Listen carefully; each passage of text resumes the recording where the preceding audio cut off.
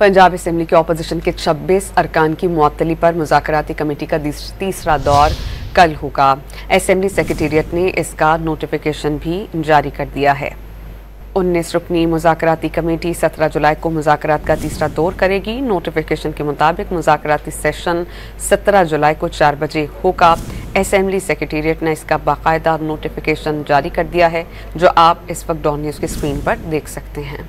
19 रुकनी मुज़ाकराती committee 17 जुलाई को मुज़ाकरात का तीसरा दौर करेगी। नोटिफिकेशन के मुताबिक मुज़ाकराती सेशन 17 जुलाई को 4 बजे होगा।